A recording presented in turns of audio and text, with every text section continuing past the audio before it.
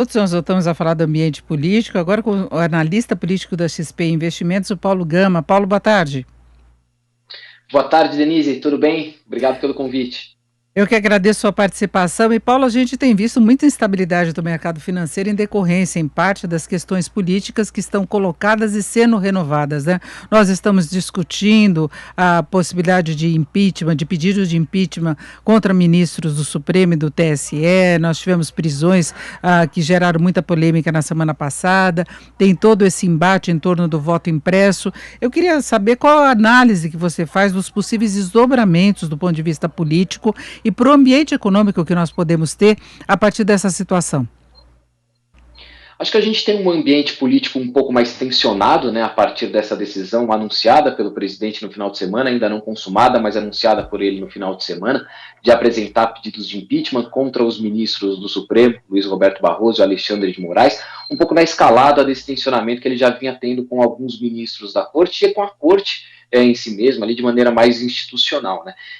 O presidente Bolsonaro desenvolveu um pouco desse tensionamento durante a tramitação da PEC que a gente mencionava agora, que previa o voto impresso em 2022, com o fim dessa discussão, né, com a decisão da Câmara de enterrar em plenário essa proposta, parece que ele mudou um pouquinho o foco ali do que ele vinha tendo de tensionamento, passou a focar um pouquinho mais diretamente nas figuras do ministro Barroso e do ministro Alexandre de Moraes, depois de decisões recentes concretas, né, dos ministros da Corte, de incluí-lo no inquérito das fake news, de mandar prender um dos seus aliados, Roberto Jefferson, presidente de um partido que faz parte da base de sustentação do governo. O presidente Bolsonaro continua, portanto, essa estratégia de tensionamento, uma vez superada a questão do voto impresso, agora com esses outros focos dentro do Supremo Tribunal Federal.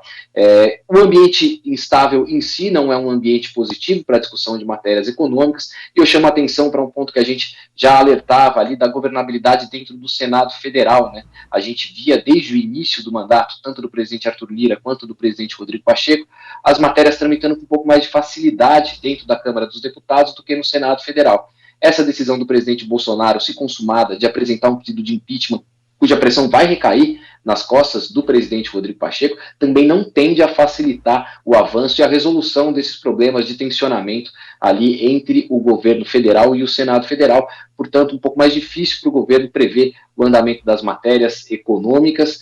que estavam sendo consideradas na Câmara dos Deputados, no Senado, a partir dessa decisão também do presidente Bolsonaro de pressionar o presidente Rodrigo Pacheco pela abertura dos processos de impeachment que ele promete apresentar ao Senado contra o ministro Alexandre de Moraes e Luiz Roberto Barroso. O presidente do Senado tem mostrado uma postura mais disposta à pacificação entre os poderes, não é? Quando teve a votação do voto impresso, ele falou: agora isso é um assunto encerrado, dando a entender que não haveria encaminhamento no Congresso.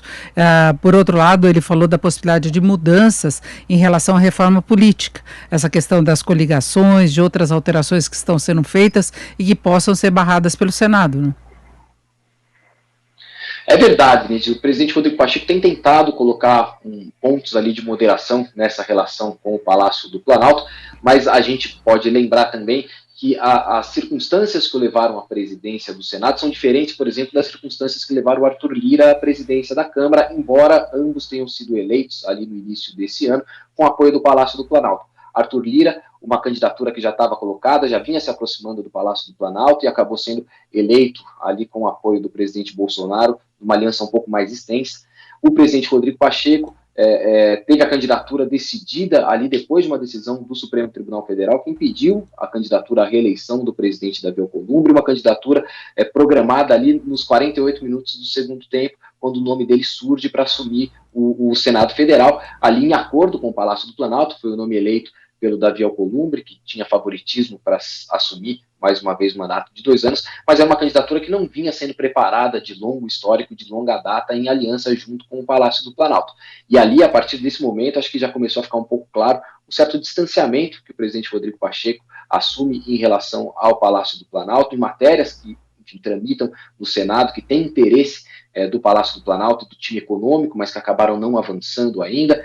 Enfim, a gente fala mesmo sobre a matéria do imposto de renda, que tende a entrar na pauta da Câmara nessa semana, uma matéria sobre a qual o presidente Rodrigo Pacheco ainda não demonstrou grande entusiasmo, pelo contrário, ele está tratando agora de resgatar a PEC 110, que era uma PEC que tratava da unificação de tributos sobre consumo, numa direção diferente da que a Câmara tem tratado. Então a gente olha para frente nessa agenda econômica que o governo federal tem pela frente dentro do Senado e vê um pouco mais de dificuldade para avanço dessas matérias em relação ao que a gente vê na Câmara dos Deputados. A postura do Pacheco em relação ao pedido de impeachment é visto dentro do Senado e dentro do Supremo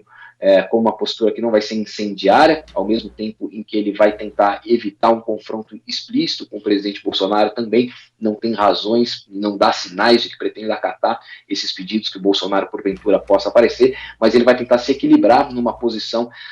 de fazer o que a consciência determina ali, enfim, dos sinais que ele vem dando de não levar em frente esses pedidos de impeachment, mas ao mesmo tempo não se colocar como um adversário, um rival do presidente Jair Bolsonaro, para que não passe a ser ele o alvo da pressão do governo federal no lugar dos ministros do Supremo. Inclusive já houve alguns embates aí de bastidores entre Arthur Lira e Rodrigo Pacheco, até em relação à questão da reforma tributária, que o Senado pode barrar, o Senado inclusive tem um cronograma aí de discussões de vários aspectos do que seria de fato uma reforma tributária, não apenas do imposto de renda, sinalizando com a possibilidade de barrar essa proposta, caso ela passe na Câmara, porque a gente teve o adiamento da votação na semana passada, mas aí tem a contrapartida de a Câmara poder levar adiante o processo do refis, né?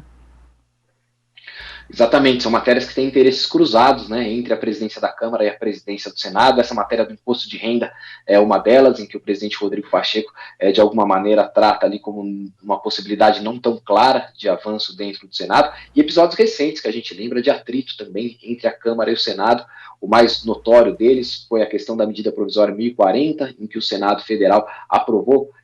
considerou irregulares pontos que haviam sido acrescentados pela Câmara, devolveu a matéria à Câmara dos Deputados, que resgatou os pontos originais antes de mandar a sanção do presidente Jair Bolsonaro.